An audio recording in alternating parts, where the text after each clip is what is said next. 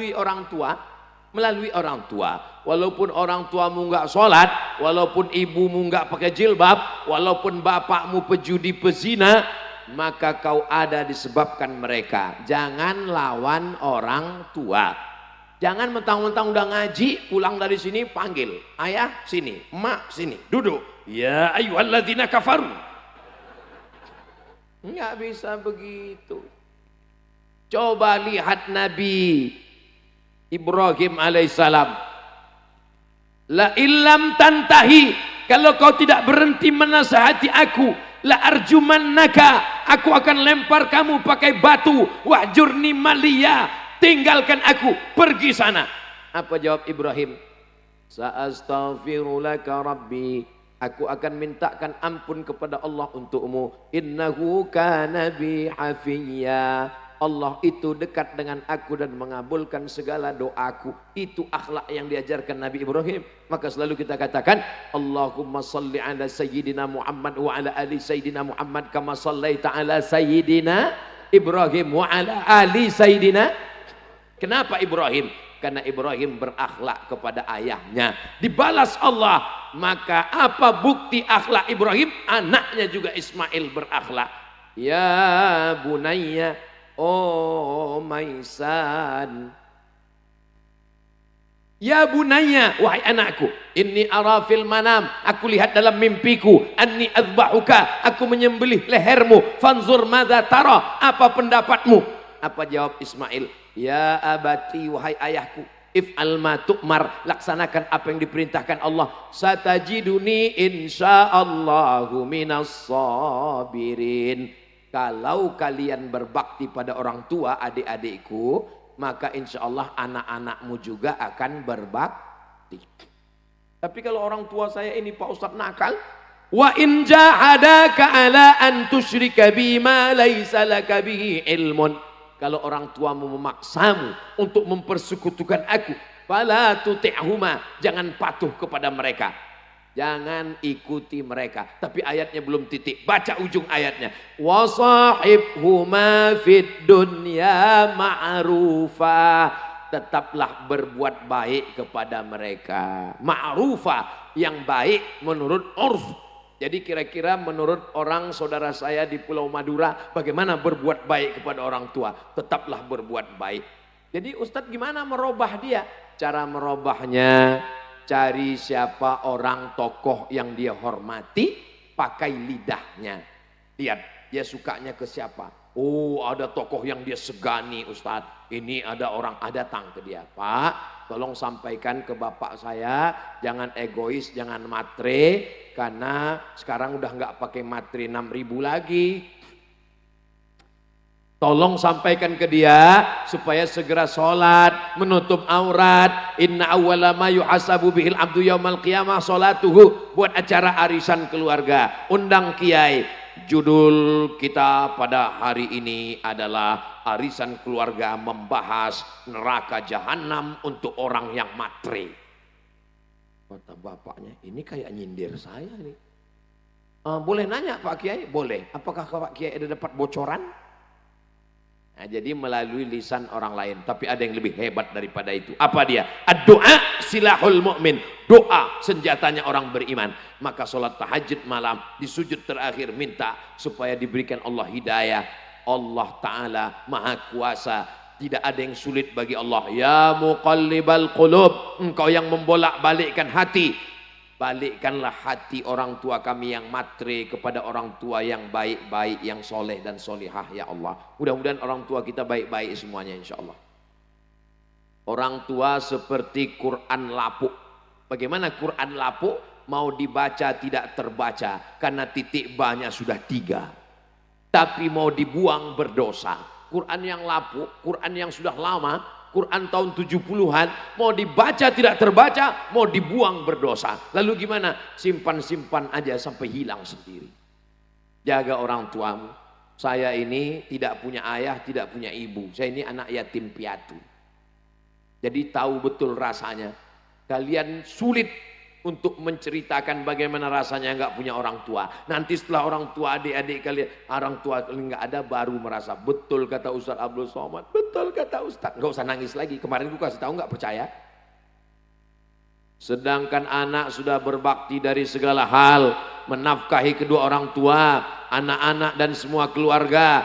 Jangan menyesal buat baik sama orang tua. Kenapa? Karena kalian sudah melaksanakan perintah Allah. Wa qadha rabbuka alla ta'budu illa iyyah. Selesai Allah, langsung orang tua. Wa bil walidaini ihsana.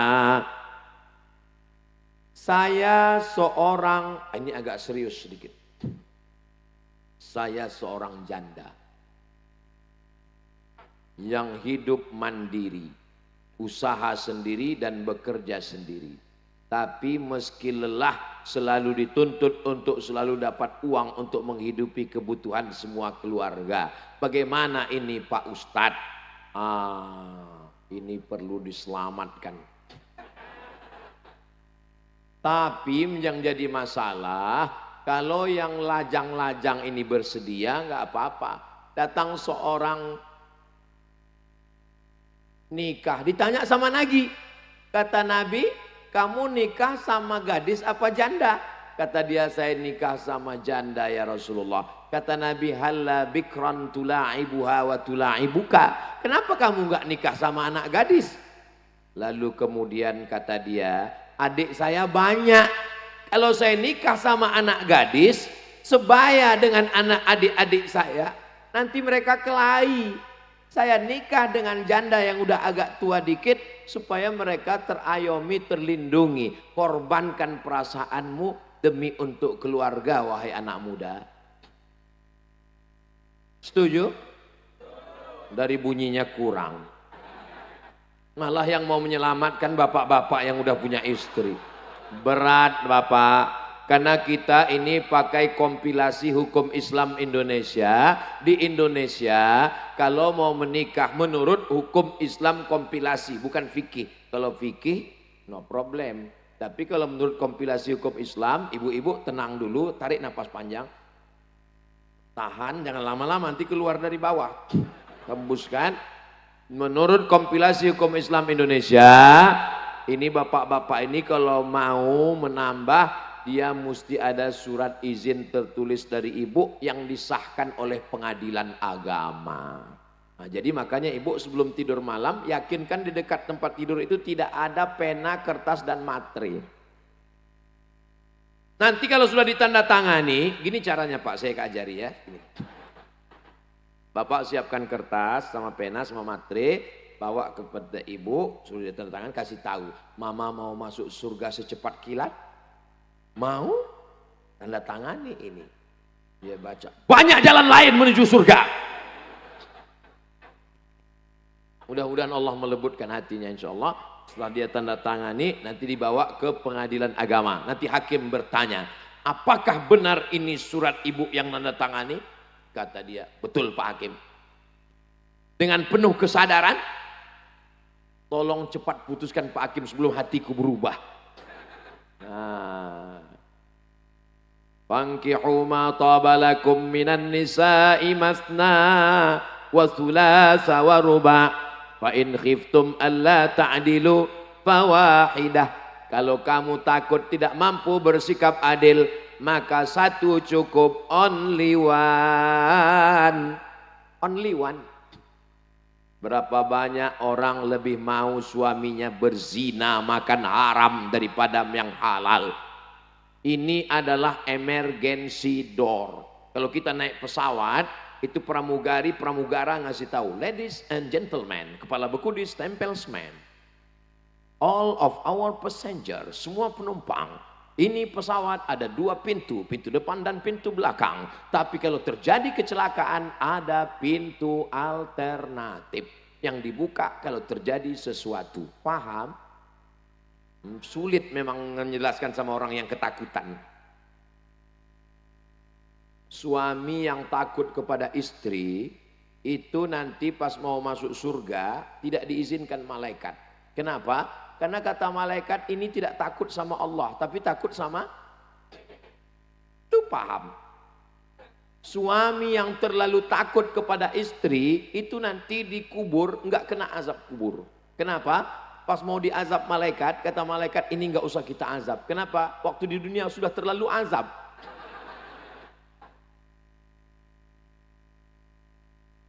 Ya Allah, jadikanlah semua jamaah ini sakinah, mawaddah, warahmah. Jamaah yang dimuliakan Allah Subhanahu wa taala, tabligh akbar, pengajian puncaknya bukan pada tausiahnya, puncaknya adalah pada doa. Jangan beranjak dulu, aminkan doa kiai, khusyukkan hati, minta sama Allah barokah turun karena majelis ilmu dihadiri oleh para malaikat. Majelis kita ini dihadiri oleh para malaikat. Malaikat memanggil teman-temannya, halummu ila hajatikum, inilah hajat yang kalian cari. Maka semua malaikat akan mengaminkan doa-doa kita. Itulah mengapa di akhir majelis apalagi dibacakan Maulid Barzanji, Simtud Durar, Ad-Diyaul Lami, Ad-Dibai, maka insya Allah amal-amal kita ini dipersaksikan oleh para malaikat, dibawa kepada Rasulullah sallallahu alaihi wasallam. Assalamualaikum warahmatullahi wabarakatuh. Ustadz, saat ini saya bekerja di salah satu kapal pesiar di Amerika. Kami di sini membentuk satu kelompok Muslim community. Yang ingin saya tanyakan, bolehkah kami melaksanakan sholat Jumat di kapal, sedangkan kami tidak menetap dan pindah dari satu negara ke negara lain? Mohon penjelasannya kepada Al-Mukarram Ustadz Abdul Somad. Dari Bapak Edi Kurniawan, alumni TMI Al-Amin Prenduan 2012, sekarang tinggal di Amerika. Wow. Tamat Al-Amin, bisa kerja di kapal pesiar di Amerika. Masya Allah, tabarakallah. Hanya satu mazhab yang mewajibkan sholat Jumat di masjid, mazhab Maliki. Selain mazhab Maliki, mazhab Hanafi, mazhab Syafi'i, mazhab Hambali, boleh sholat di gedung, boleh sholat di tanah lapang, boleh sholat di convention hall untuk sholat Jumat. Tapi kalau ada masjid, maka lebih afdal di masjid. Adapun di tengah laut, tak ada masjid, sholat di masjid mana? Masjid terapung itu pinggir laut. Jadi kalau ditanya boleh sholat di kapal, boleh, karena yang mewajibkan sholat Jumat di masjid hanya mazhab Maliki. Lalu kemudian yang jadi masalah jumlah, yang mewajibkan mesti 40 orang dan semuanya mukim, itu mazhab Syafi'i. Adapun mazhab Hanafi, kalau menurut urf dia sudah dianggap sebagai jamaah, walaupun tidak cukup 40 orang, maka sah sholat Jumatnya. Jadi masalah yang kedua adalah masalah angka. Berapa sebenarnya yang ada di kapal itu? Masalah ketiga, orang yang musafir tidak wajib sholat Jumat. Maka dia sholat zuhur. Tapi kalau dia menetap, lalu kemudian dia melaksanakan sholat Jumat, maka sholat Jumatnya sah. Adapun orang musafir, kalau dia sholat Jumatnya sah, tapi dia tidak wajib. Ini tentang 3 hal terkait. Pertama, tentang sholatnya apakah mesti di masjid. Yang kedua, tentang jumlahnya. Yang ketiga, tentang apakah orang musafir wajib sholat Jumat. Yang kedua, saya wali santri asal Samarinda Kaltim. Mau bertanya kepada Ustadz kiat agar anak istiqomah dalam mondok dan kami sebagai orang tua lebih tawaduk mendoakan anak karena jauh dari kami, khususnya saya pribadi, biar nggak galau ditinggal anak. Mohon wejangan. Ini membuka kartu. Sesungguhnya yang galau bukan kalian saja. Orang tua pun ternyata galau. Hai bapak-bapak, ibu-ibu yang galau meninggalkan anak di pesantren, lebih baik kau galau sekarang daripada galau tahun 2042 karena anakmu ditangkap BNN. Lebih baik nangis sekarang daripada nangisnya tahun 2042 gara-gara anakmu kena penyakit masyarakat pekat. Nah, jadi kalau datang begitu, kuat-kuat hati, sabar-sabarkan hati, jangan nangis. Kalau melepas anak di pesantren Al-Amin, tepuk bahunya, kasih semangat. Belajar di sini, serius, bacakan selawat, bacakan doa. Kalau mau nangis nanti setelah sampai Suramadu nangis. Cari di bawah jembatan tuh nangis. Jangan di sini nangisnya. Itu membuat anak jadi down. Ustaz Somad, istri saya pulang dari pondok nangis, matanya hampir sebesar bakso. Ini jamaah ngadu ke saya. Akhirnya saya nasihati seperti Ustaz ceramah. Kamu jangan nangis. Lebih baik nangis sekarang daripada anakmu nangis nanti karena dia hamil di luar nikah. Mohon maaf. Lebih baik nangis sekarang karena dia pondok daripada nanti dia kena narkoba. Terus gimana Pak? Habis itu istri saya bangun mengatakan, kamu enak aja ngomong, yang ngandung aku. Habis itu gimana Pak? Kalah saya Pak Ustaz. Jadi sebenarnya ayah dan ibu kalian, jadi jangan pernah merasa kalau di pondok itu terbuang. Ini banyak anak di pondok pas mau tidur malam mikir, jangan-jangan aku ini anak adopsi ya. Justru karena mereka sayang lah maka engkau ada di pesantren. Kalau enggak sayang, dibelikannya rumah mewah, dibuatnya engkau satu kamar, ada tempat main game online PlayStation, dibelikannya TV sebesar ini untuk main, Mobile Legend, habis itu kau pun jadi hantu kuntilanak gundurwo. Kalau dia sayang, dia akan kirimkan engkau sejauh mata memandang supaya kau menjadi anak yang soleh dan soleha. Insya Allah ini semua adalah anak-anak yang soleh dan soleha. 3. Bagaimana hukumnya apabila hasil orang tua yang bekerja sebagai sopir yang sholatnya sering ketinggalan, uang hasil sopirnya dibuat biaya anaknya yang sedang mondok di pesantren. Hasil dari korupsi, dari haram dibelikan ke uang, dibelikan ke beras, uangnya dikirim ke pondok, lalu kemudian duit haram itu dimakan, lalu kemudian menjadi setetes darah, darahnya masuk ke jantung, dari jantung disemprotkan naik ke otak.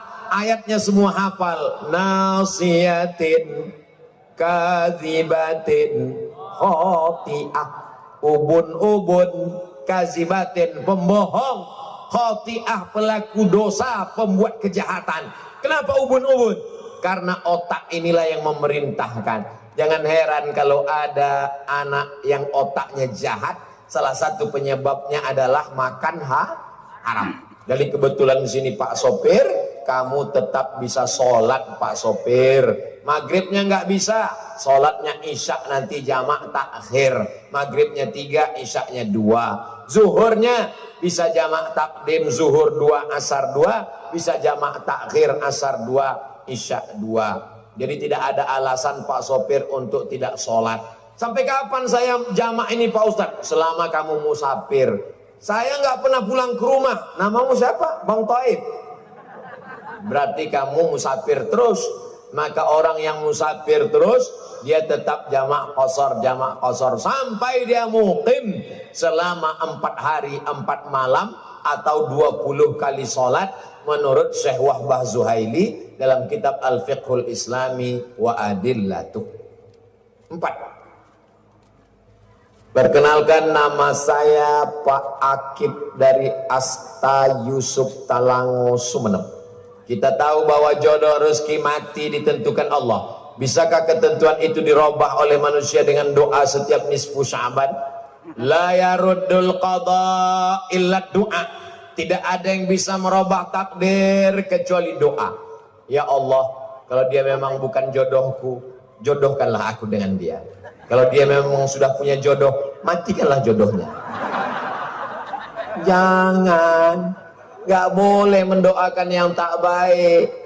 Maka boleh jadi yang kita minta itu ada yang disediakan Allah yang lebih baik. Tapi berdoa minta nama boleh. Mana dalilnya doa minta nama boleh? Oh, Nabi pakai nama. Allahumma a'izzal islama bi umarain. Tolonglah Islam ini dengan 2 Umar. Umar bin Khattab atau Umar bin Hisham. Umar bin Khattab atau Umar bin Hisham. Umar bin Hisham itu siapa Pak Ustaz? Abu Jahal. Nama kerennya Abu Jahal. Nama medsosnya. Nama aslinya Umar bin Hisham. Nama aslinya Abdul Uzza. Nama FB-nya Abu Lahab. Jadi mereka namanya macam-macam. Siapa yang ceramah tadi? Ustadz Abdul Somad. Oh enggak, yang ceramah UAS. Sama. Itu juga orangnya. Jadi doa bisa merubah. La yaruddul qada illa doa. Tapi doa takdir itu ada dua.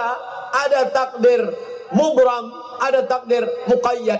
Maka kita tak tahu yang mana, kita disuruh berdoa. Apa kata Umar bin Khattab? Aku tidak tahu doa ini diterima Allah atau tidak, tapi aku tetap berdoa karena doa adalah ibadah. Ini banyak orang sekarang habis sholat nggak mau berdoa lagi. Assalamualaikum warahmatullahi wabarakatuh. Assalamualaikum warahmatullahi wabarakatuh. Langsung begitu. Pas ditanya, ente nggak berdoa? Apa doa yang lama aja belum makbul, masa tambah lagi?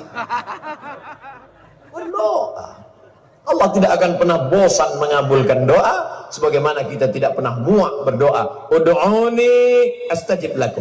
Orang yang tidak mau berdoa adalah orang yang sombong. Orang yang sombong tak mendapatkan rahmat Allah Subhanahu wa ta'ala. Bahasa lugasnya, bisakah takdir mubram diubah oleh doa seorang mukmin? Mohon dalil dan penjelasannya. Kita tak tahu mana yang ketetapan Allah muqayyad mubram, kita serahkan pada Allah. Puncak dari setelah doa adalah ridha. Aku ridha menerima ketetapan engkau. Raditu billahi rabba wa bil islami dina. Ada yang lebih tinggi daripada surga. Ketika orang sudah masuk surga, ditanya Allah Ta'ala, ya ahlal jannah, madza turidun? Hai penghuni surga, kamu mau apa? Penghuni surga menjawab, ada satu yang kami belum dapat ya Allah, ridhaka. Itulah mengapa kita selalu berdoa, Allahumma inna nas'aluka ridhaka wal jannah. Boleh jadi tidak sampainya keinginan kita karena Allah menginginkan ridho. Bagaimana cintanya Qais kepada Laila, sampai-sampai Qais gila. Akhirnya Qais disebut dengan Laila Majnun, crazy, tergila-gila. Sampai satu saat dia ditanya, Qais, Laila turidu amid dunya wa ma fi tawayaha. Qais, kamu pilih mana? Pilih Laila atau dunia beserta isinya? Apa kata Qais? La ghubaru ni'aliha ahabbu ilayya wa asfa li balwaha. Debu yang menempel di sendal Laila lebih kucinta daripada dunia beserta isinya. Tapi cita-citanya tak tercapai. Akhirnya dia gila dan dia didoakan oleh ayahnya di samping Ka'bah. Syekh Muhammad Mutawalli Asy'arawi menulis kitab Muzakkirat. Ketika dia berada di kota Makkah jadi dosen, di antaranya dia ceritakan, di antara orang yang sembuh karena berdoa di dinding Ka'bah adalah Qais karena didoakan ayahnya. Karena gila itulah syair-syairnya keluar. Kalau nggak gila, nggak keluar. Ustadz Abdul Somad yang senantiasa dijaga Allah, saya mau tanya, apa hukum rambut apabila sudah jatuh dari kepala? Apakah disebut juga dia sebagai aurat, Pak Ustadz? Makasih. Kalau kita melihat rambut panjang, bagaimana kita tahu itu rambut laki-laki dan rambut perempuan? Karena laki-laki juga gondrong rambutnya. Maka kalau besar kemungkinan dapat rambutnya itu adalah di pesantren lil banat, semuanya perempuan, maka itu jenazah kalau meninggal dunia, maka menurut mazhab Syafi'i tetap batal wudhunya kalau disentuh oleh orang yang tak mahram. Maka kedudukan bulu rambut dengan kulit tidak beda antara orang yang sudah meninggal dengan orang yang hidup. Tapi kalau ada qarinahnya, di antara qarinah itu adalah kalau dapat dipastikan 99,9% memang itu punya perempuan. Tapi kalau tak dapat dibedakan, maka ma ja'alallahu alaikum, Allah tidak menjadikan agama ini min haraj. Allah tidak mempersulit kita. Jadi jangan nanti sibuk adik-adik main bola tiba-tiba nggak jadi nendang. Kenapa? Ini ada rambut laki-laki apa perempuan, mahram apa tidak?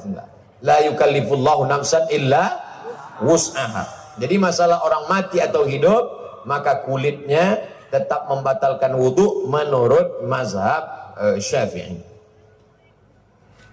Mohon penjelasan Ustadz kiat istiqomah dalam menghadapi badai fitnah, khususnya bagi kita yang berprofesi sebagai da'i.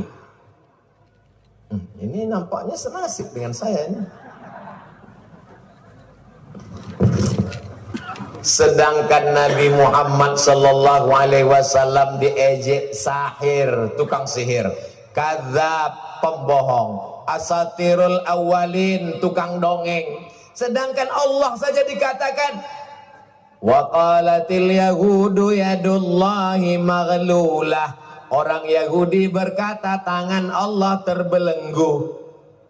Makanya kata Imam Syafi'i, siapa yang menyangka bahwa dia akan selamat dari lidah manusia, fahuwa majnun, maka dia gila. Sedang Nabi Muhammad saja tak selamat dari lidah manusia, Allah saja pun tak selamat dari lidah manusia. Maksud saya Allah tak selamat ini artinya apa? Lidah manusia ini sampai mengejek Allah Subhanahu wa taala. Makanya dikatakan laqad kafara alladzina qalu innallaha huwal masih ibnu maryam.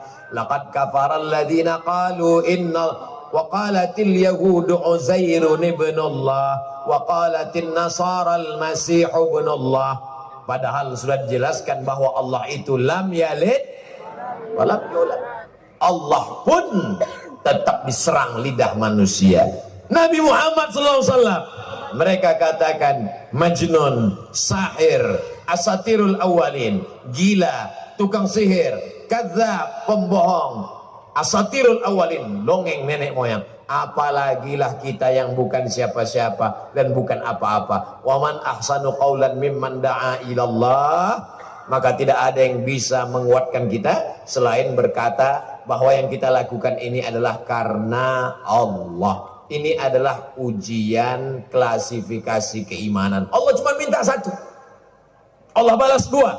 Yang diminta Allah cuma satu, dia balas dua. Yang pertama yang diminta Allah, falyabudu rabba hadzal bait. Banyak-banyak beribadah kepada Allah. Kalau kau banyak beribadah kepada Allah, maka dia balas dua. Yang pertama, at'amahum min ju'. Kalau kau lapar, dia akan kenyangkan engkau. Wa amanahum min khauf.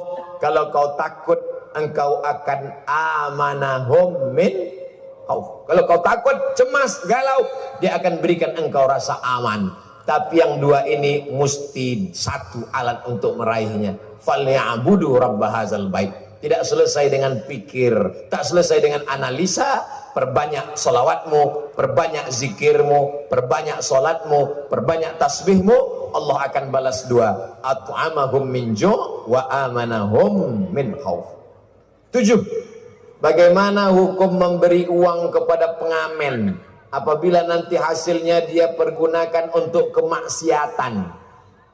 Ada 3 orang bersedekah, yang satu sedekah, yang satu sedekah, yang satu sedekah. Satu orang bersedekah kepada 3 orang. Ternyata 3-tiganya orang tak betul. Yang pertama pelaku maksiat, yang kedua orang kaya, yang ketiga orang zalim. Kata orang, kamu sedekahmu mubazir, karena 3 orang itu tak benar, tapi dia tidak tahu. Maka kemudian apa kata Nabi? Sedekahmu kepada orang pelaku maksiat, mudah-mudahan dengan sedekahmu itu dia bertaubat. Sedekahmu untuk orang yang berbuat zina, mudah-mudahan dengan sedekahmu untuk orang yang bakhil, pelit, mudah-mudahan dengan sedekahmu itu dia selamat dari kebakhilannya. Sedekahmu untuk orang yang terakhir, orang yang zalim, mudah-mudahan dengan sedekahmu dia berhenti dari kezalimannya. Dengan syarat kita tidak tahu orang ini pelaku maksiat. Kebetulan mau cepat-cepat kita kasih, tiba-tiba orang lain ngomong. Adapun orang yang sudah jelas bahwa ini adalah sindikat, kita tahu tuh sindikat. Sebetulnya ini adalah eksploitasi anak yatim. Suami istri, waktu kita berangkat pagi di lampu merah yang buta suaminya, nanti sore pulang yang buta istrinya. Bisa ganti-gantian. Kita sudah tahu, maka jangan lagi berikan, karena mereka ini hanya eksploitasi orang miskin. Kedelapan, saya mau tanya, sahkah wali nikah dengan pakai video call dari jarak jauh?